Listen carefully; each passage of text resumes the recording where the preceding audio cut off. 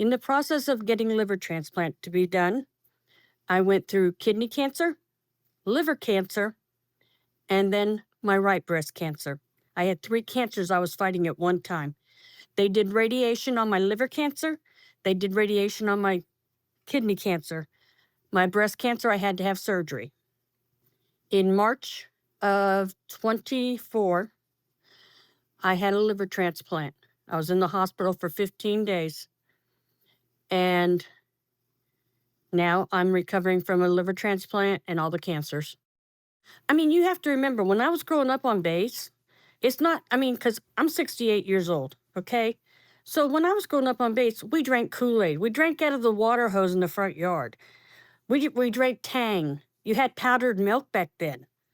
You know, everything you had was done with water. You took your baths. Nobody knew this. I'm the only one in my family who got cancer, but I'm the third child in the family. So my mother thought that maybe I was the one. My father had Parkinson's disease when he died, and I'm his blood type, so I figured I probably got it because of him. Hmm. But I'm fighting this.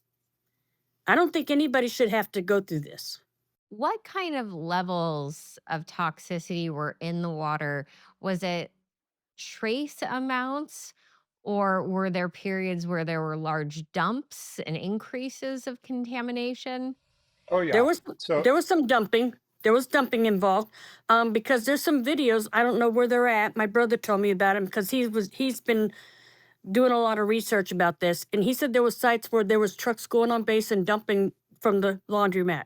we're talking about levels, Nicole, that are 10 times, 30 times, 50 times, 150 times EPA limits. We're not talking about trace amounts of these chemicals. We're talking about, as you would expect, the kinds of amounts that are causing way elevated risk of a whole host of conditions. These are not, just barely above some threshold safety limit. It's many multiples of that. Okay, how much did the government know and when did it know and who knew? Were there members on base who knew about this going on? Somebody had to know what was going on. They just kept it quiet.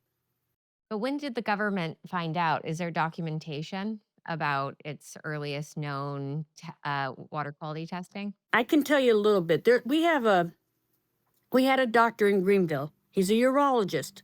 He's now a senator. His name is Greg Murphy.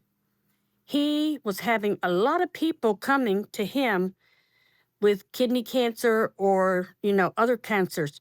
And he was like really being shocked. So he started investigating it. And then he's one of the ones who started passing the bill to get it done. Him and a couple of other people. He talked to a couple of other people after he became senator. And he said, it's not right. He had a lot of male patients that were Marines that I live in Jacksonville, North Carolina, but we go to Greenville, we go to New Bern, we go to Wilmington just to go to doctors. Um, I was told back in 2013, my husband and I both, that we were supposed to go to see the VA because the VA was going to take care of us. That's Mhm. the letters we got from the VA. They were going to take care of us. Whenever I tried to go to the VA clinic, they told me I'm not eligible because I'm a dependent. So my so my understanding of this is that, and again, this reminds me, I've spoken to many vaccine injured families. That's predominantly the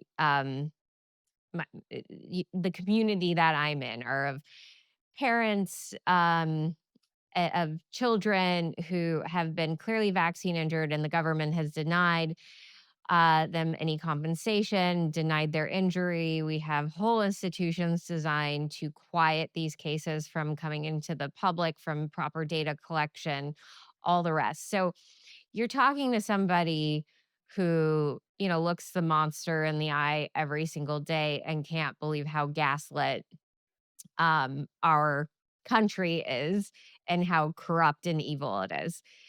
So I have no doubt that the government knew about this, has done nothing to remediate the pain caused to military members, veterans, and their families. I have no doubt that they caused your cancer, your pain and suffering, the deaths, just horrific lives, right? Because they've done it to millions of Americans through faulty vaccines.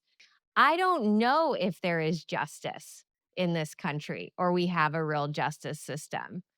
I oftentimes, tell people like you gotta just look out for yourself. You have to test your own water. Trust no one. Definitely don't trust the government because the government does not care.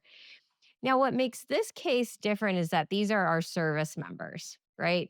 These are service members and their families that have given up their life for our freedom, to protect our Constitution, to protect our borders. But it does not surprise me that even veterans, because we see what this country does to veterans.